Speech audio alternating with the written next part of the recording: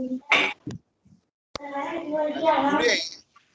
we are going to study defects in solid. Okay, previously we have studied crystallography. So in crystallography, we have seen that materials can be classified as crystalline or non-crystalline or amorphous materials.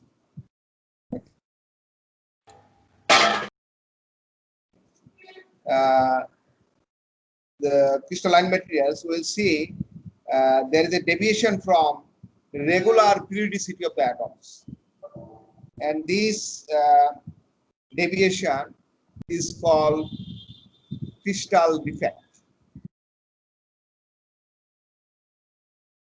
Crystal from a perfect periodic lattice. Now, why the study of crystal defect is important? Because most of the engineering materials that we use for various purposes, that are, as a civil engineer, you will be using steel for making the structure. So that iron is not a perfect iron.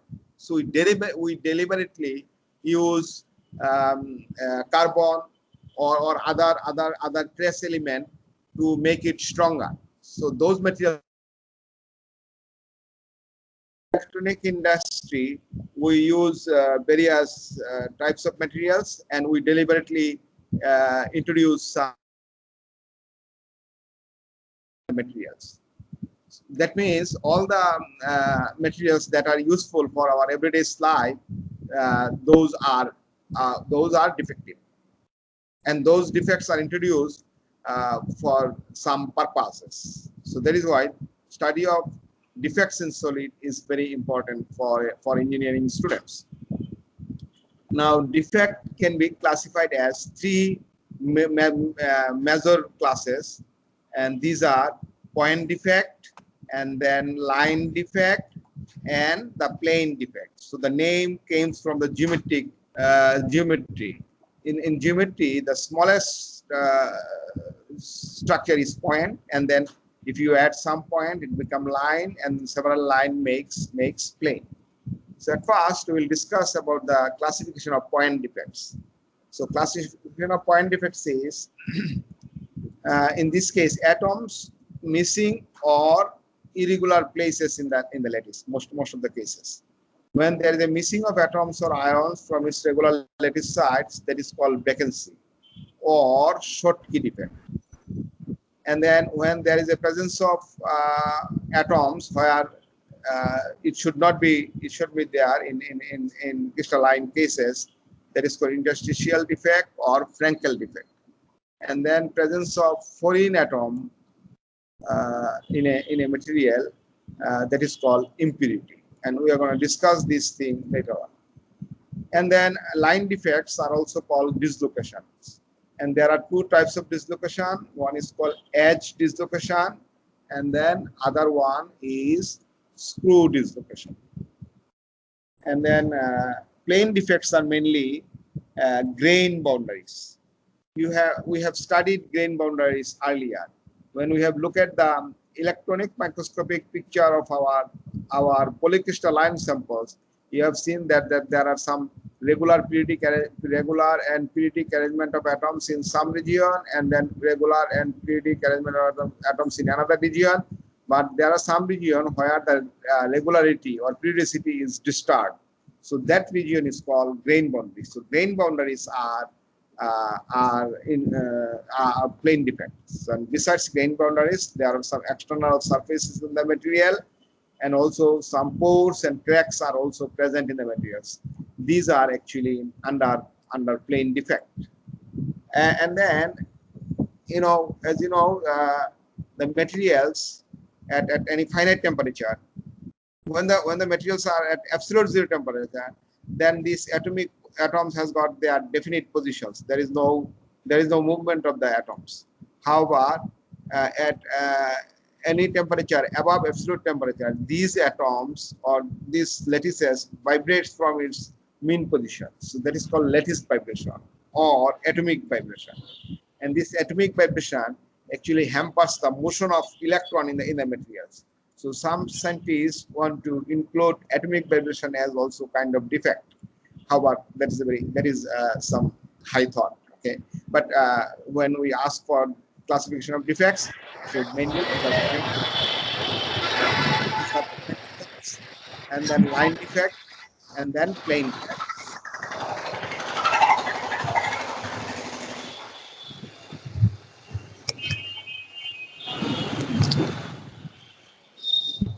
Okay, so now you see real crystals are never perfect. There are always some number of defects present in the crystal. Now the question is, can you make, if you go to a very good crystallographer, will he be able to make a crystal with defect free? Answer is no, because in a real crystals there should be some number of defects will always remain in the crystal. In thermodynamics, you have studied various types of free energy. Among them, one of the free energy expression is called the Helmholtz free energy. And Helmholtz free energy expression is F equal to U minus Ts. F is the Helmholtz free energy, U is the internal energy of the system, and T is the temperature in absolute scale, and S is the entropy of the system. For a stable thermodynamic system, this free energy should be minimum. Okay. Now, if we consider a perfect,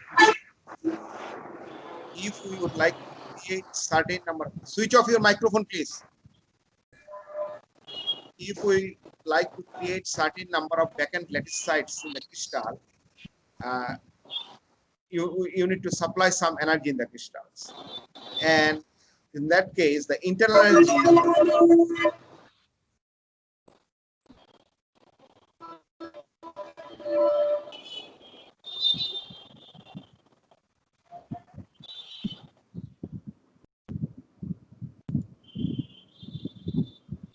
So this will increase the internal energy of the system.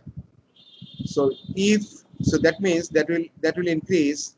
So you have F equal to U minus Ts. When U increases, if U increases, F will increase. But this is not good for stability. So materials will become unstable. So this argument suggests that there should not be any defects in the crystal, because defect is defect for the presence of defect, F increases. On the other hand, when number of defect increases, entropy of the system is a measure of disorderness of the system. So entropy will increase. If entropy increases, entropy comes in this expression as in the form of negative term. So if entropy increases, then F will decrease. So here we come across two different situations. If number of defect increases, F increases. First term says F increases, which is thermodynamically unfavorable. But for the second term, when number of defect increases, S increases, and in turns F decreases. So that is favorable. Okay. Now, increase in entropy will decrease the free energy and of the crystal, and thus favorable thermodynamically. Okay. So as a result of the computation of the energy and entropy, the stable configuration is one in which certain fraction of lattice site will remain unoccupied. So this slide actually explains why there should be some number of defects in the crystal. So if we want to understand this one graphically, so here I schematically draw this one. Okay, so this line is small n is number of defects, and this capital N is available number of lattice site, or number of atomic site, or number of lattice site. So this axis shows number of vacancies per lattice site. So when the number of lattice site per number of vacancies per lattice site is 0, so the energy is here. and this axis shows the free energy F. Okay. Now, as we have seen earlier, if the number of defect increases, U will increases linearly, and it's linearly. On the other hand, minus TS also increases, but that will be in the negative direction. So TS will increases, and then finally it will saturate. Like for example, if you have a solid and if you increase its temperature, so its entropy will increase. At some point, there will be a change of phase.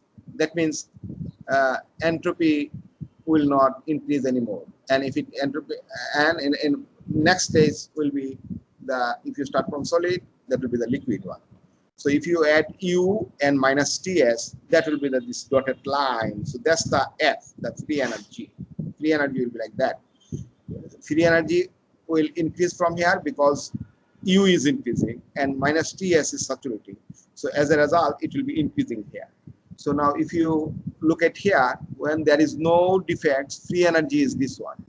When this number of defects are present, free energy is here. That means free energy decreases. So that means the presence of defect is favorable thermodynamically. When the number of defect is here, this number of defects are present, then free energy still decreases. When the number of defect is this number of defects are present, free energy is here. So this is the minimum. And if the number of defect increases beyond this, then free energy increases, which is thermodynamically unfavorable. That means this number of defects will always remain in the crystal. And this number of defect is called the equilibrium number of defect. So equilibrium number of defect is that number of defect which makes the free energy minimum. So this amount of defects will always remain in that crystal. Okay, so now we are going to study the classification of point defects. As we have seen that point defects are actually when the defects lies in a small region in the crystal, we call it point defect. So one of the point defect is called vacancy that I have mentioned earlier. Vacancy is basically the missing of atoms or ions from its regular lattice site. And this vacancy defect is also called Schottky defect. And if I show this one in a two-dimensional figure, so these are the atomic positions, and here there's supposed to be an atom, but this atom is missing. So there is a vacant space over here. This sort of defect is called vacancy. And then second type of point defect is called interstitial defect, or it is also called Frankel defect. So an atom that occupies a place outside the normal lattice position. Like this is not a lattice position. So if some atoms are displaced from normal lattice set over there, or there is a presence of a lattice point or atoms in a place where normally it is not occupied by the atoms. So that defect is called the interstitial defect or Schottky defect. And the third type of point defect is called impurity. This impurity is the presence of other atoms of other materials. Like if this is one kind of atom, and then if another kind of atoms are present in the material, we call it, this is also defect, and that defect is called impurity. Like impurity can be two types. One is called this is called substitutional impurity. Why this is called substitutional impurity? Because the foreign atom substitute the normal lattice site. So that is why it is called substitutional impurity. Please note it down. Substitutional impurities. Okay, and these foreign atoms are present in an interstitial site. So that is called interstitial impurity. Okay. Now, so what would be the influence of the point defect? So one of the point defect is vacancy that we have mentioned earlier. If some lattice sites are vacant, look at here. If these crystal planes are not distorted, this is the regular plane. How about if you look at this crystal plane? These crystal planes are distorted, and atomic planes plays a very important role for various properties of the material. So distorted plane will modify the property of the material.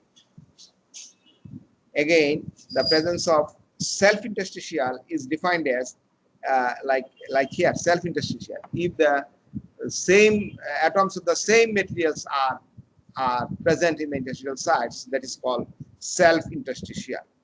So the presence of self-interstitial also distort the crystal plane, and does it modify the property of the material. Okay. Now we have discussed that some number of defects will always remain in the crystal. So now we should find out what number of defects are normally present in the material. So what is Schottky defect? Schottky defect is missing of atoms or ions from its regular lattice site is called vacancy or Schottky defect. That's the definition of Schottky defect. Now we create a Schottky defect in a perfect crystal by how to create a Schottky defect in a perfect crystal. You have an atom. So atom in a piece of material. So if you take an atom from the interior of the lattice site, and then if you move it on the surface, then we call it Schottky defect. So we create a Schottky defect in a perfect crystal by transferring an atom from a lattice site in the interior to a lattice site on the surface of the crystal.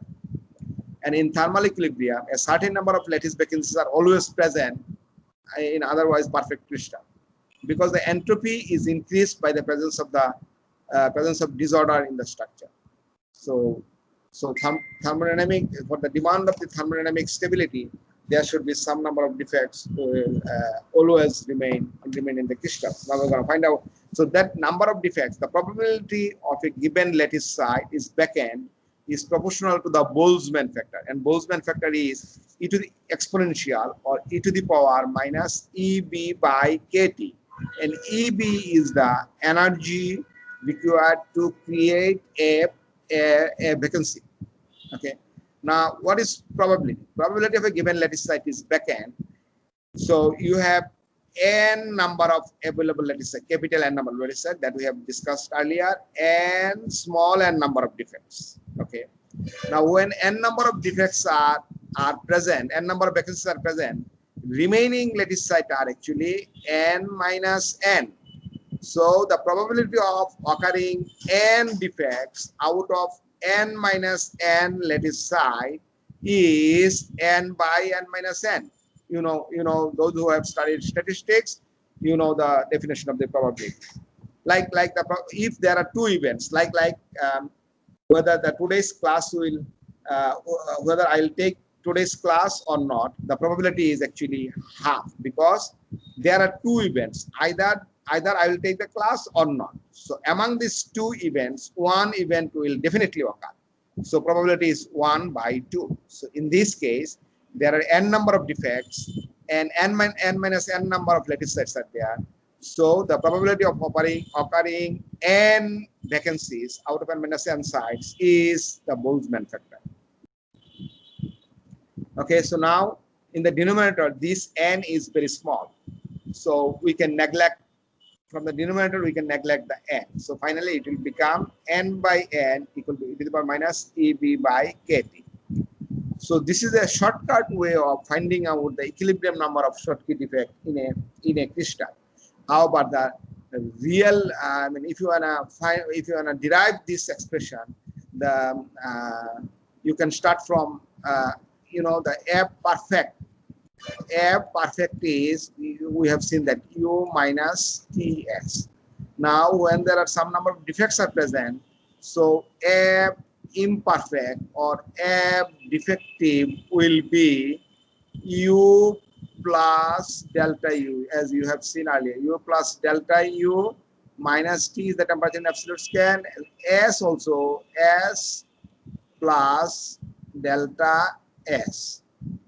Now delta S has got two different components. One is called the delta S thermal, another is delta S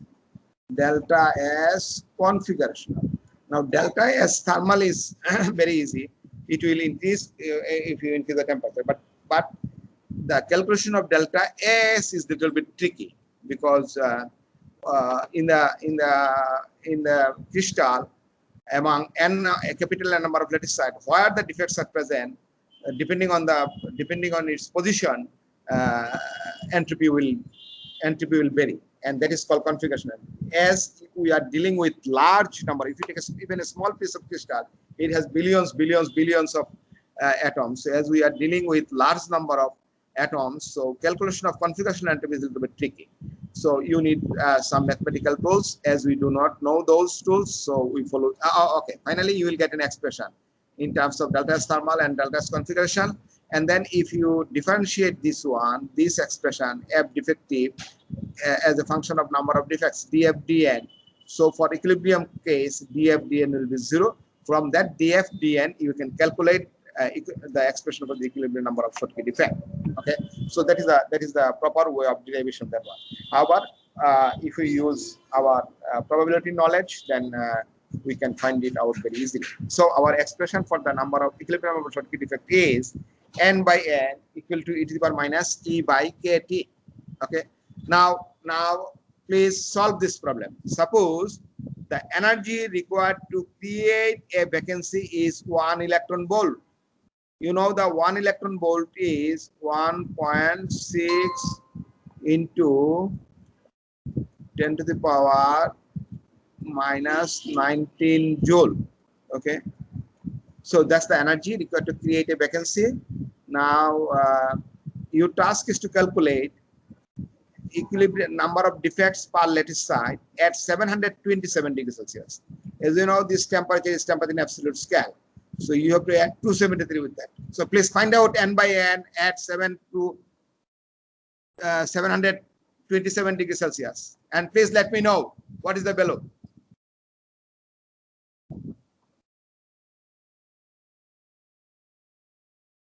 N by n will be e to the power minus 1.6 into 10 to the power minus 19 divided by kb. kb is 1.38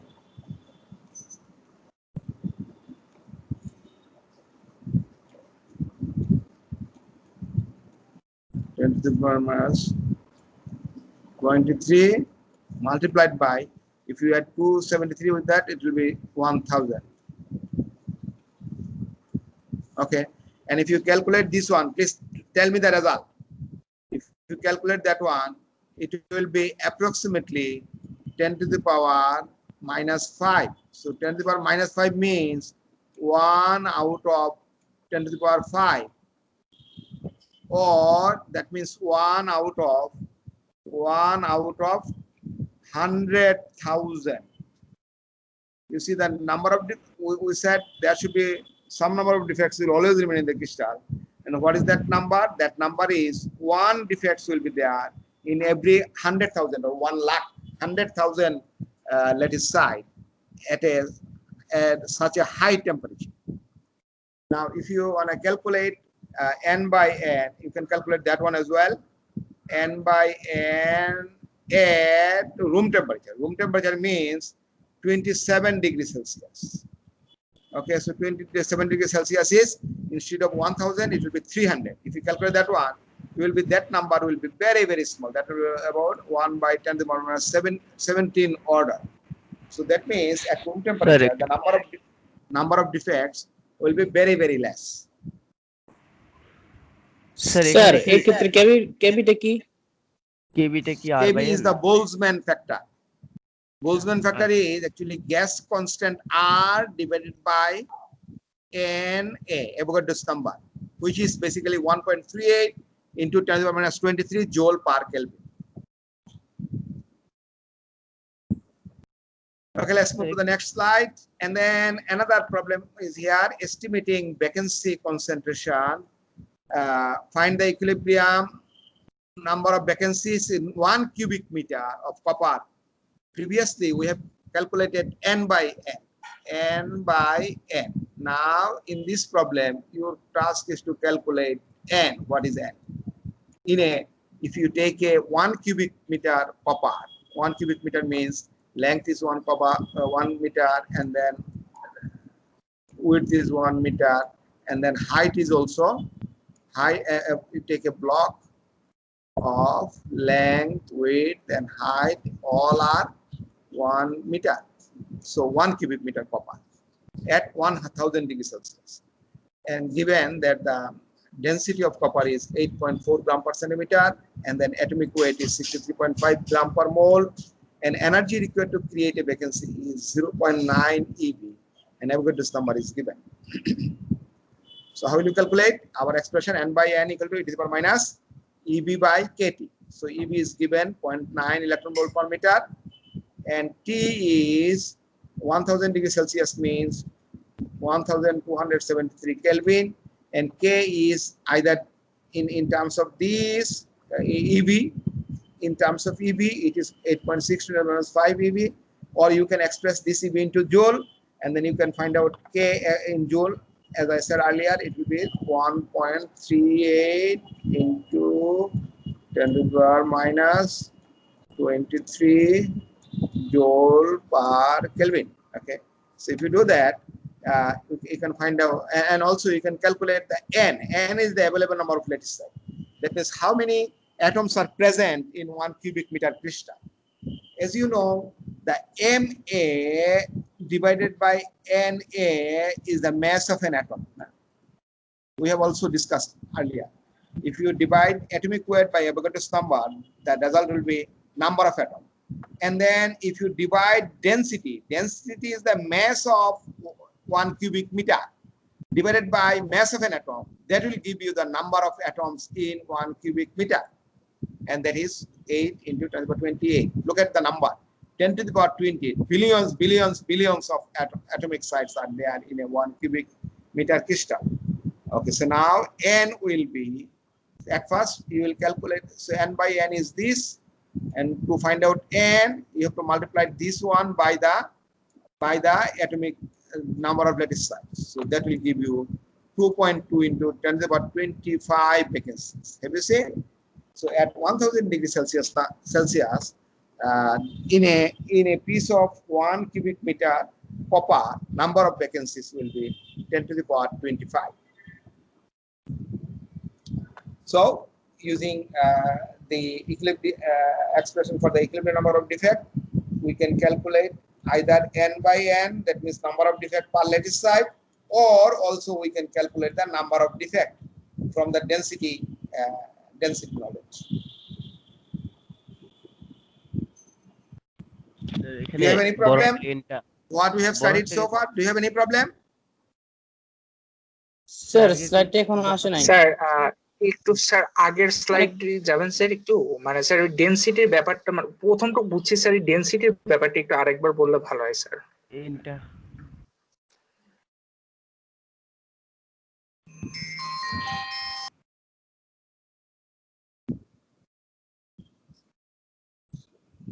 Okay, let us stop recording and then we can discuss.